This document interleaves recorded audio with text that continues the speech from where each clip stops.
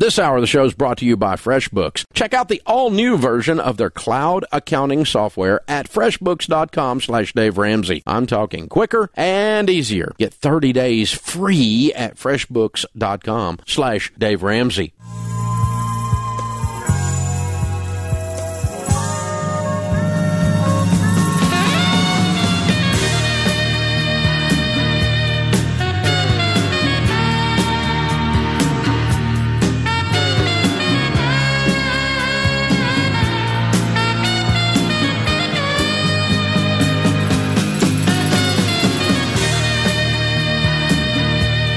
Live from the headquarters of Ramsey Solutions, it's the Dave Ramsey Show, where debt is dumb, cash is king, and the paid-off home mortgage has taken the place of the BMW as the status symbol of choice. I'm Dave Ramsey, your host. You jump in. We'll talk about your life and your money. It is a free call at 888-825-5225. You ever get in a room full of stupid people? Like, you know, you're at Thanksgiving dinner and your relatives are all saying something that's just absolutely ridiculous. I mean, really stupid. Or you're with some people at a party and you realize you're at the wrong party and some of these people are just saying moronic things. And you realize there's not anything to say, because if you say something to them, it's not going to do any good, because they've already made up their mind to live neck deep in the stupidity. You know what I'm talking about. So I got a friend of mine says when he gets in one of those situations with a group of his relatives, he just says, like his in-laws, right? He just says, I just assume the bobblehead doll. I just sit there and nod and smile and nod and smile and nod and smile. Like, you know, those bobblehead dolls, you know what I'm talking about? You know? And he said, there's no sense in arguing with them, so you might as well bobblehead doll. So I do not have the sound on because I'm doing a radio show, but we keep several of the news feeds running in here, in case something breaks, and because I'm ADD and it gives me something else to look at while I'm doing the show. So I'm watching one of these news feeds of this Senate confirmation of the Supreme Court justice, right? And you can tell that a bunch of these politicians are just, they need to be seen, they need to be heard, they need to make their ridiculous statement, and they're reading off these horrid, you know, just stupid crap. These people. And the poor guy, I mean, whether you agree with him or not, he is holding his composure. Whether you like all this stuff or not, he's just sitting there. He's pretty much bobblehead dolling his way through the stupid senators that are parading in front of him. I mean, it's just, bless his heart. I just thought, there's a bobblehead. And he really has composure, because I probably would just go all hillbilly on the morons. But he's just sitting there nodding his head going, you people are idiots. And he's just going to nod his head. Yeah, he's really got composure. So maybe that's what it takes to be a Supreme Court justice, because they wouldn't let me be one. I'd start a war or something. But I'm not sure that the Supreme Court has the ability to do that. But if I was there, we could figure it out. So, man, I don't have the composure to put up with those idiots in Washington. They called me up to testify on something they were doing up there, and I said, you don't really want my opinion. You just want to say I was here. You just want to say, Dave Ramsey said so-and-so about money. That's all you want. You don't really want to know what I think, because you already know what I think, and none of you people are going to do it.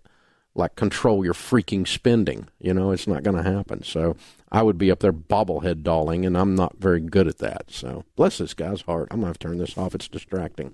Open phones at 888-825-5225. Tim is with us in Fort Lauderdale, Florida. Hey, Tim, how are you? Good afternoon, sir. I'm doing outstanding. How about yourself? Better than I deserve. What's up? Yes, sir. I actually have a question about my recent acceptance to medical school. Congratulations. Thank you so much, sir. That's a big-time goal. Big-time goal you hit there, dude. Thank you so much. I appreciate it. I've worked really hard for it. So, actually, I started reading your book about 4 months ago. It was The Total Money Makeover. I had money in my savings. I had $20,000. I took $10,000 to pay off some of my debt. Mm-hmm. So the only student debt that I do have right now totals to $23,000. I have two acceptances. One of them was from Johns Hopkins in Maryland. Oh, man. I know. And the other acceptance is from a university here in Florida. Mm-hmm. After reading your book, I know your position on out-of-state schools, but I'm having a really tough time passing that up. Well, I don't blame you. If Johns Hopkins was on my approval list, I would have a hard time too, dude. That's a big-time deal. Congratulations. That's just very cool. So here's the thing. Where does it matter? What kind of a practice would you be in that it matters where you went? Now, if you're doing research or you're doing some kind of cutting-edge, cancer treatments or something like that, it matters if you go to Johns Hopkins, right? Yes, sir. If you're going to be the neighborhood OBGYN, it don't matter, dude. Babies pop out anyway. Gotcha. So what are you going to be doing? I recently separated from the Marine Corps, and I'd like to go back into the military and work in emergency medicine. Will they pay for it? They would pay up to $120,000, but that would still not cover Hopkins. No. And I'm not into, long-term debt. What's the Hopkins bill going to run? Close to $250,000. Yeah, I bet. Okay. And do you plan to specialize in emergency medicine? I actually wanted to go for trauma. I do intend to go for trauma and in the general surgery discipline. I've shadowed numerous surgeons and okay. Other than the fact that this is like the Bentley of medical schools, right? Yes, other than that, how does this give you an advantage in that field, in that practice target that you have? The medical school doesn't impact as much as residency. It doesn't impact. I mean, again, nobody walks in the emergency room and goes, "You went to Florida? I'm not going to see you. I want to see the guy from Johns Hopkins." They're going, "No, I'm bleeding. Fix me." Yes, sir. Right? I mean, I've never walked into an emergency room and asked the doc where he went to school once. Gotcha. And that's. Gotcha. I mean, am I overstating this? Am I being too primitive? No, sir. No, sir, not at all. I'm kind of utilitarian. I love the fact you got in this school, and I want you to call them up and just give them a hard time about giving you the rest of it free since the military is going to pay for it. Maybe they'll give you a big scholarship. I think it would be awesome for you to go there, and it would be neat to have that under your belt. But in terms of a practical return on investment, if you can go the other place and you got no out-of-pocket because the military is picking it up, with your field of study or your field of chosen to practice in, where you attend does not affect your ability to earn a living. Yes, sir. Now, again, I just wanted to talk to you before I make any drastic decisions. That's pretty drastic. I'm being very utilitarian, and I'm with you. I think this is a big deal, and I think it's wonderful that you got accepted there. I mean, that's like the top of the top, man. It's like you got Harvard or Yale or something of med school. Way to go. Very cool. So I'm not going to give up. I'm going to go fight, scratch, claw, give the military a hard time about paying more because they could have a Johns Hopkins guy on their staff and talk to Johns Hopkins. I am a military guy. Give me a break here. I can't go out $200,000 in debt extra or $130,000 in debt extra for this, and see if you can scratch around and cause it to happen. But unless you're going into a field, I can't tell you to go into debt, man, because you're not going to get an ROI on it. That it matters where you went to school. Thanks for the call.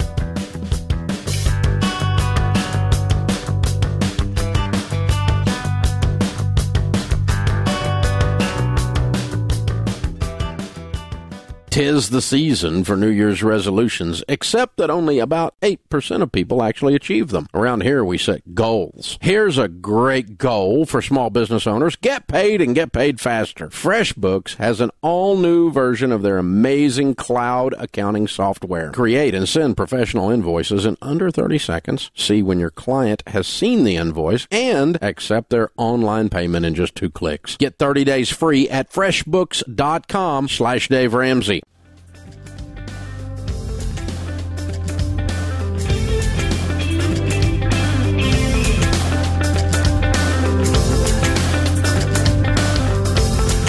Thank you for joining us, America. Joe's with us in Austin, Texas. Hi, Joe. How are you? Doing well. Thank you for taking my call. Sure. What's up? So we're looking for a financial advisor, and a lot of information online says to look for a CFP. I wanted to get your take on it, and more generally, what should we be looking for in a financial advisor? The CFP is the Certified Financial Planner designation. It is a rigorous field or process of study, and usually takes a few years to achieve minimum. It's much akin to getting your CPA, except you have to get your CPA to practice. But I mean, it's a very difficult process. So CFPs are all. If you find one that is a CFP, they all have good, strong academic knowledge. That's the upside. The downside is they're somewhat indoctrinated, and some of them can't see their way past, into doing their own critical thinking into what they were taught. And so that's my only problem I run into with them is they get. And they have, some people have a tendency in the financial world, CFPs included, to get just paralysis of the analysis. They get to where they spend all their time majoring in minors instead of dealing with the main issues on the table. So that's what you want to be aware of. But the in other words, I would not agree with your online people that someone has to be a CFP in order to give good financial advice. I disagree. But it certainly is a wonderful designation, and it is a rigorous field of study to give you an understanding of it. I've got a lot of friends that are CFPs, a lot of them, and a lot of our people we endorse are CFPs. So you just you want them to be a certified financial planner, not a certified financial Pharisee. And that some of them fall in the latter. So now what am I looking for? Here's the rule I use first and foremost in all financial advice. And that would include my lawyer that does our estate planning, my tax guy, my investment guy, my real estate person, if you were getting a mortgage, insurance. Those are all financial categories. In every case, I'm looking for someone that first and foremost has the heart of a teacher. Every one of those fields that I just mentioned teach people to sell first. And about 85% of the people in every one of those fields I just mentioned are salespeople. You do not want them. I don't mind buying from them, but I don't want to have an interaction with somebody where I constantly have my shields up because I think they're trying to sell me all the time because they're trying to sell me all the time. And so what I want is I'm not worried about a conflict of interest. I don't mind somebody making a commission on a real estate transaction. But the heart of a teacher is this. They want the customer to understand the facts, the situation, the market, the history, how the product works, everything about it so that then the customer can make a wise buying decision, because the person that is that mature knows that if you make an unwise buying decision, in the case we're talking about here, an investment that is a bad investment, and you didn't understand what you were getting into, then they're going to get blamed, and you're not going to continue to do business with them. So it is a long horizon mindset. It's a long time frame mindset to bother to teach your customers. And so if I have a lawyer that drops his glasses down on the end of his nose and starts talking down to me, I fire his butt because he got confused about who he works for. I'm not going to be talked down to by any of these idiots. It is their job to teach me, right? And then I'm going to make my decision. So when I'm in a legal situation and I'm talking to our in-house counsel, and maybe even we brought in someone from the outside to advise us, and we say, okay, here's what we're facing, this, and this. I say, well, what would you do? And they tell me, I say, why would you do that? I'm learning in order to make my own decision. Do you see the difference? I do. That's what you're looking for, is the heart of a teacher. And when we are doing our due diligence on the financial advisors that we endorse, that is our primary filter, that they don't have slick on them. That they're good folk. They don't have to make the sale today to hit some quota, or they're not pushing some company crap. They're just there to help, and they know if they help you that you're going to send them your brother and your friend and both your golfing buddies. And they know that if they do the right thing for you and you learn and you're comfortable, then you're going to tell them about your guy. and that's how they get their business instead of slicking around on everybody. And you can tell when you meet with them, and if you're married, your wife can really tell. Yeah. Wives can smell slick a mile away, Yep. And so that's the main thing. And then when you get in there, if they can't teach you, that means they don't know what the flip they're doing, right? Right. And so now you know if the CFP did them any good or not. Because some people are good at passing tests, but that's all they're good at. Now, but most of the time, I would say if you got a CFP, you have a very, at least academically knowledgeable person. Now, they may have fallen off in the sales side of things, and they may have slick on them, but I'm more concerned about that part of the discussion than I am the other. So if you do want to connect up with our people, we call them Smart Vestor Pros. We call you the Smart Vestor because a smart investor learns to do it themselves with help and guidance. In the multitude of counsel, there is safety, the Bible says. And so click on Smart Vestor at DaveRamsey.com, and you can find the people we recommend in your area, the Smart Vestor Pros in your area. You can type in your information. It'll drop down a list of people in your area, and then you can choose among them or not. Doesn't matter. But that's one of the primary ways we vet them. And they pay us an endorsement fee, but we don't do anything for that. We do it because we have so many people like you in the last 25 years on the air that have said, hey, Dave, who can I trust? Who can I trust? Who can I trust? And, and we follow up on every single person and make sure that they were taken care of. And every complaint, we run it to ground and make sure that, we want to know exactly what happened, any kind of a problem. And if we have any goofballs in there, we boot them out pretty quick. There's no guarantee, but we work hard at it, making sure they're the right kind of people. Open phones at 888-825-5225. Ed is in Wisconsin. Hi, Ed. How are you? Great. And yourself? Better than I deserve. What's up? Dave, we're fortunate enough now to be retired, or close to retirement anyway, and debt-free. We've been blessed with a good retirement plan, and my kids both have student loan debt, which I am attempting to help out with them. Good. And I'm trying to figure out a way to do that without taking a tax beating on that. Is there any way to pay off student loan without, because I'll be taking money out of an IRA. I wouldn't do that. So I would not do that. So, what other solutions do you have? What is your household income? Oh, it's probably close to $250. So why can't you cash flow some debt reduction? Well, we could do that too. Yeah, I wouldn't take money. I wouldn't take money out of an IRA. There's no reason to take the tax beating. It serves no purpose. Not making $250. How much student loan debt's involved? Oh, about $175 between the two of them. Okay, and they're paying some of it, and you're paying some of it. Well, they're paying it now, and I'm not paying any of it. I want to pay it all. Okay. Yeah.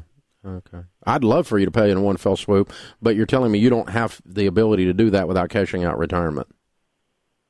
That would be correct. Yeah, I wouldn't do that. I would cash flow, which means this is going to drag out a little bit. Obviously, you can't write a $175 check out in the instant, and you can't even do that in 1 year quite.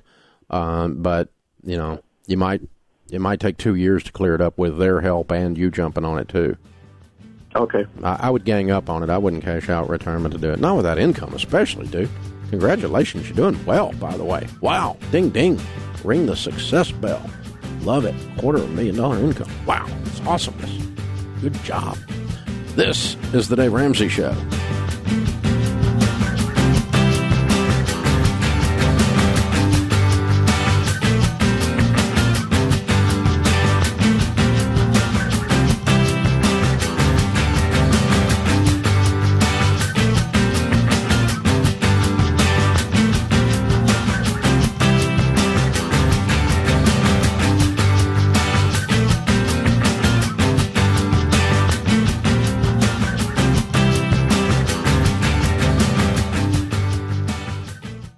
Dental care is something everyone needs, but you typically have two choices. Overpay for dental insurance or spend way too much money if you are self-pay. OneDental.com is your solution. They are not dental insurance. They're like a Costco for dental services. Pay a small amount annually to get access to their nationwide network of dentists. Find a dentist in your area and only pay One Dental's pre-negotiated rates. Use it immediately and as often as you want. Know what you're paying before you go. Start your membership today at OneDental.com. That's OneDental.com.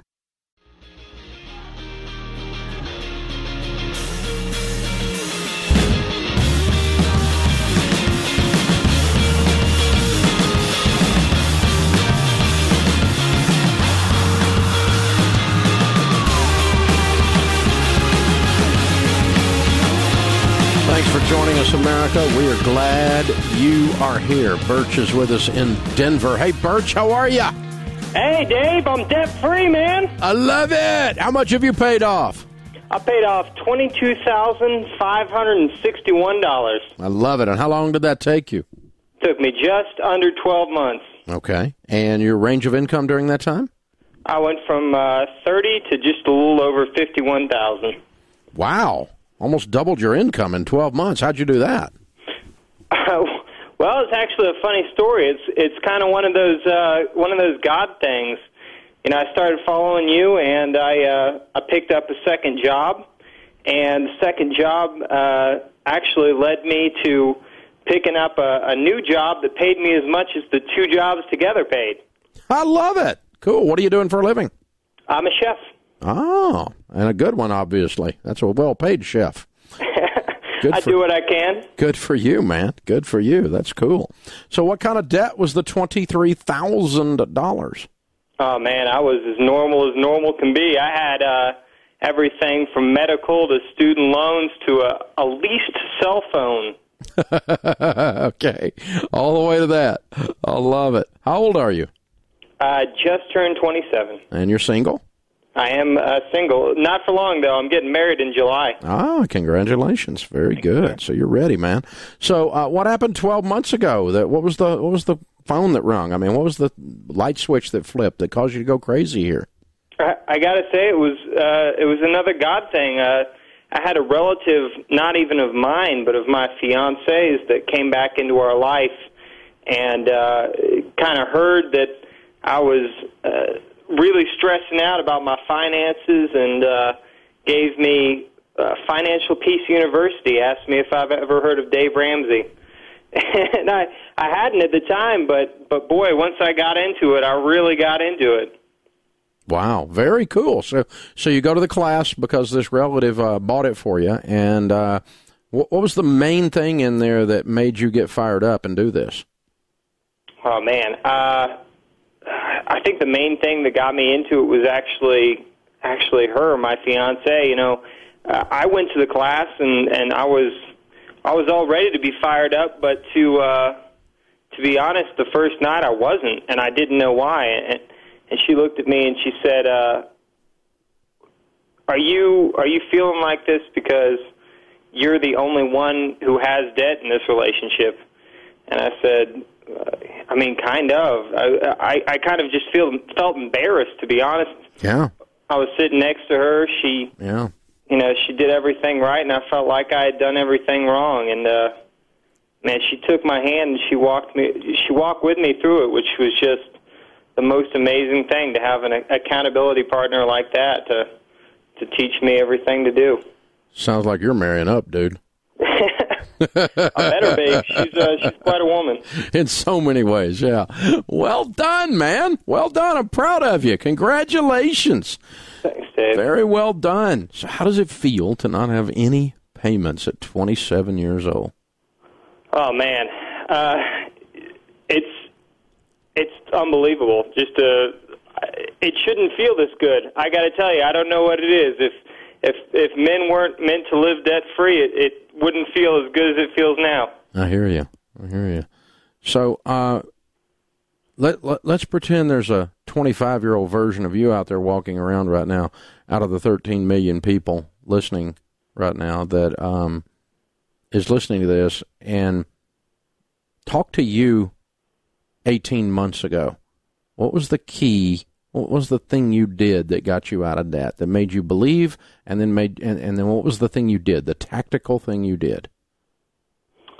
Well, I think the first thing I would tell myself is to listen to all those people in my life that were telling me to do it. And as far as what's the tactical thing that I did, I just did it. I just leapt into it. I gave it everything I had. And, you know, you think about all these concepts, they're really scary. I mean, cutting up all the credit cards, you know, willing to believe that you can rent a house or buy a house with no credit, or, you know, just have to live below your means, try to do things you've never done before. Writing a budget was so scary. And, you know, you just got to leap into it 100% and just be ready to fail and be ready to succeed. Well said. Yeah, this stuff we teach is so countercultural. It is scary. Because it's like, it is weird compared to everybody else out there walking around, but everybody else is broke, so we got to try something different, right? Right, exactly. So, yeah. Well done, man. Very proud of you. We got a copy of Chris Hogan's book for you, Retire Inspired, and that's the next chapter in your story. We want you to be a millionaire, and you are on your way, especially with the two of you getting married in July and both of you on the same page. Man, this is a great start for you guys. I'm very, very proud for you. Congratulations. Thanks, Dave. We're super excited. Birch in Denver, Colorado, $23,000 paid off in 12 months, making 30 to 51. Count it down. Let's hear a debt-free scream. 3, 2, 1. I'm debt-free!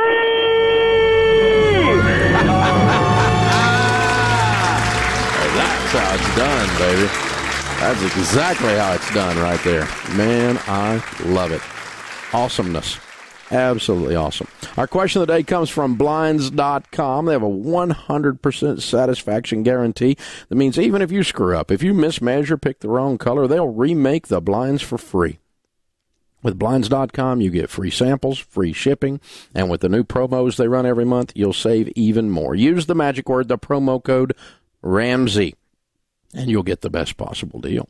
Today's question is from Justin in California. We have about $18,000 in debt, about $30,000 in savings. I just received notice in the facility I work that we will likely be closing soon. Should we go ahead and use the savings to pay off the debt or save it until I find a new job? You'd have $12,000 left over, and you'd have no debt. I'm tempted, but I'll wait. I'll keep the $30,000, and because I don't know how employable you are, and obviously it's an email question, so we can't talk about it. If you think you can get a job really, really quickly, as a matter of fact, you should start be looking now, and as soon as you land a job, I'd pay off the debt. As soon as your life stabilizes, that moment, I'd pay off the debt. And by that, I mean your income stabilizes, your career stabilizes, you land in the new position. I would pay off the debt in that moment. But no, when you're facing an emergency, I hoard cash. I hoard cash when we've got an emergency right at our doorstep, and you have been given an emergency. They told you you're getting ready to lose your job. And so until you have that job replaced and you've settled in, I'm going to hold the cash. Man, it's hard to do, though. It's really tempting to be holding $12,000 in cash and be debt-free rather than $30,000 in cash. But I think I'll hold the cash for now. Good news is you'll be debt-free instantly as soon as the job situation stabilizes. That's the good part of the story. Well, tomorrow we have our 5th Smart Money event of the season. Chris Hogan and I will be in Spartanburg, South Carolina. 3,200 tickets sold. Thank you. A sellout. I think there's 5 left or something like that. You can get there early if you got a ticket. It's going to be very crowded. There's going to be a lot of traffic. There's going to be parking. You got to get a seat, all that kind of stuff. Spartanburg, South Carolina. Looking forward to this. It's going to be great. Those of you in Greenville, Spartanburg have been very good to us, and we appreciate that. We have 4 more Smart Money events this spring with Rachel Cruz, Chris Hogan, Chris Brown, Anthony O'Neill, and me, and we want to see you there. Baltimore, March the 30th, Philadelphia, April the 4th, Atlanta, April the 18th, and Orlando, with Chris Hogan and I wrapping up this spring, May the 18th. Come out, learn how to do this stuff. We'll show you. You'll laugh, you'll cry, you'll learn how to do the baby steps. We'll convince your spouse, your friend that thinks you're crazy, bring them with you. DaveRamsey.com for tickets, or call 888-22-PEACE, 888-227-3223.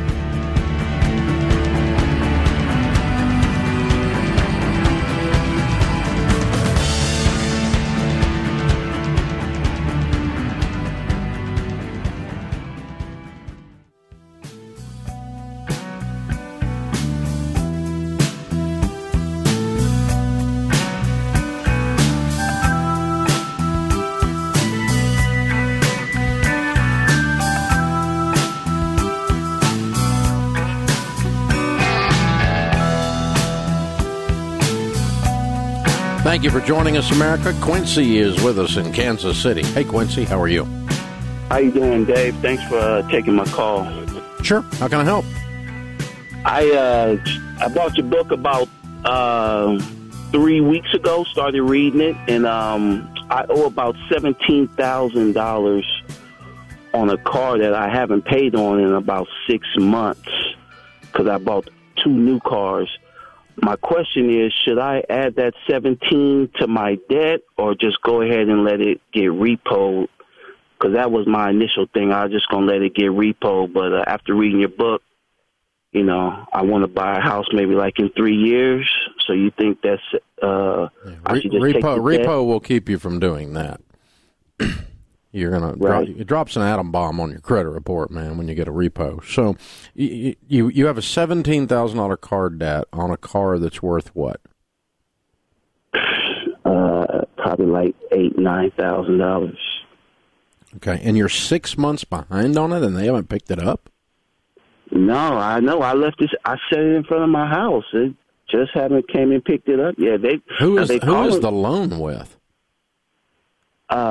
Progressive, or I don't. What's the interest rate? I'm not sure, Dave. I haven't even looked into it. I got 2 current car notes. Yeah. So do you have 2 other car notes? I bought 2 new cars in August, and when I bought those 2 new cars, since I was upside down in that other one, I just stopped paying on that one and just started paying on both my other car notes. Now, I know it's not smart, but that's just what I did at the time. Yeah, man, that's a mess. And what do you owe on those 2 cars, sir? I owe 30 on one, and I owe 25 on another. Wow. What's your household income? I bring home probably every month after taxes. I bring home about 42, and add my wife's on there. I don't know. We're right under 6,000, 5,000, somewhere in there. Mm-hmm. And you got $1,000 a month in car payments, not counting the one you're not paying, don't you? Yeah, exactly. Mm. It's about it's about 12, 11, about 1,100. You are straight up car poor. Yeah, I know. Okay, let's walk through a couple things. Okay. Okay. Number one, you realize the decision you made at the time to buy these cars was a bad decision. You told me that, right? Right. Okay. Number two, let's look at the car repo situation. If you could sell this car for $10,000, and if you could get a loan for the other $7,000, then you'd be $7,000 in the hole, and you'd be paying on that car, but you'd be rid of the car, right? If you repo it and hand it back to them, they're going to sell that car instead of for 10, they're going to sell it for 5. And they're going to come after you for the whole amount, the difference. That's called the deficit, the difference in what you owe and the difference for what they sell it for at the repo auction. And so you're going to pay the difference. The only question is how you're going to pay the difference. A lot of difference or not as much difference. And the only other question is whether you're going to drop an atom bomb on your credit and, just destroy your credit with a repo, because you're not buying a house for 4 years after a repo. You can forget it. Okay? Right. So we don't want to go that route, is what I'm saying, for those 2 reasons. One is basically you lose control of the price, thus the difference, when you let them repo it. And then problem number 2 is that it destroys your credit. Now, they may come get it any moment because it's very unusual for something to go 6 months and them not pick the car up. That's very unusual. Even for Progressive, and they're probably charging you 20% interest. You're probably getting completely screwed on this interest rate. And I'm guessing the same thing's true on the other cars. Are they high interest rate as well? Yeah, because we didn't have the credit where it should have been. Yeah, which means you're a ways from buying a house. Okay, so number one thing is we need to try to get this car sold and cover the difference with a loan and or go crazy scratching up money and cover the difference with cash, because you limit the damage to your credit that way, and you limit the damage to your wallet that way because you limit the difference between what you owe and what it sells for. See, you'll sell it for a lot more, thus the difference will be smaller. Are you following me on that? Yes, I understand. Okay. Now, how old are you guys? I'm 40. My wife's 38. Okay. And what do you do for a living? Social work. Mm-hmm. What about her? She's a student advisor. Okay. All right. Well, what I'm seeing as a financial coach that's been doing this almost 30 years and talking to you is I think I'm hearing that you guys might be kind of sick and tired of being broke. Pretty much. Are you guys ready to change dramatically in your house on how you do things with money? If you are, I'll teach you and show you how to fix this. Oh, that's the reason I'm calling in. Okay. I'm trying to. All right. It doesn't make sense to hear on you when you do your tax return that you made all this money and you have nothing saved and you don't know where it's at. So yep. You Exactly. do something different. Yeah, it's time to change. I mean, you guys have been. How long have you been married? 10 years. 2 years? Okay. 10 okay, years. Yeah. So basically you've been limping along for 10 years doing the same kind of stuff. Right. And so here's the thing. It's just like in your world of social work. When you go in and you see these families, when they are doing certain behaviors, they get negative results, right? Right. When they change their behaviors, and you can show them as a social worker how to do that, right? When they change their behaviors, they start getting positive results, whether it's in their marriage or their career or with their kids, right? You're correct. And so money is exactly the same way. It's more about behaviors. But the person, like when you're working with them, just like when I'm working with them, they have to be willing and energetic about changing because they're sick and tired of being sick and tired, as we all say, right? Right. And when you meet somebody in your world and they go, hey, my mama acted like this, and I'm not going to act like this. Show me how to do better. You can show them, can't you? Right. And that's exactly where I am. So I'm going to put you two through Financial Peace University. I'm going to pay for it, which is our 9-week class. You go one night a week for 9 weeks. There's a bunch of them taught there in Kansas City, and you just have to promise to attend the class, number one, with your wife every single time it opens. All 9 lessons, don't miss one, and then do the stuff we teach you. And then when you're not broke anymore someday, you find some guy who's ready to change, and you pay for him to go through the class, okay? Okay, sir. All right. You hold on. We'll give that to you as our gift, and you call and let me know how it's going and if you got any more questions as you go. Let's try to get that car sold and avoid the repo. Hold on. Kelly will pick up, and we'll get you guys signed up for the class.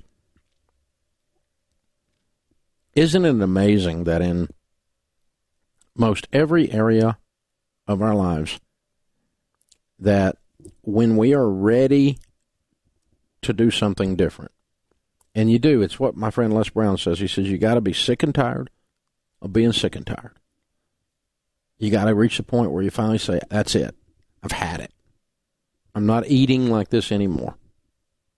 I'm not going to be a couch potato anymore. I'm not going to treat my spouse this way anymore.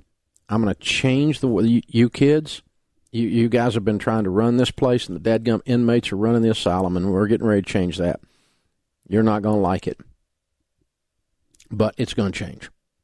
When we decide as human beings that we're going to be intentional in an area of our lives, and we put good, solid information, good, solid values and principles and ethics in that segment of our lives, you could change your life. You have the power to do that. You have the power to do that right now. Isn't that amazing? And it can start right now. I just think that's the coolest thing out there. Thanks for listening to The Dave Ramsey Show.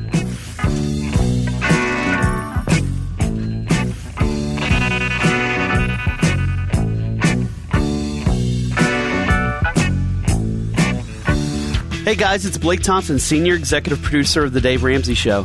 This hour of the show is over, but you can also watch on our free mobile app, our website at daveramsey.com, or on the Dave Ramsey Show YouTube channel. We are everywhere to serve you. Hey guys, this is Dave Ramsey reminding you to catch The Dave Ramsey Show live on our YouTube channel weekdays from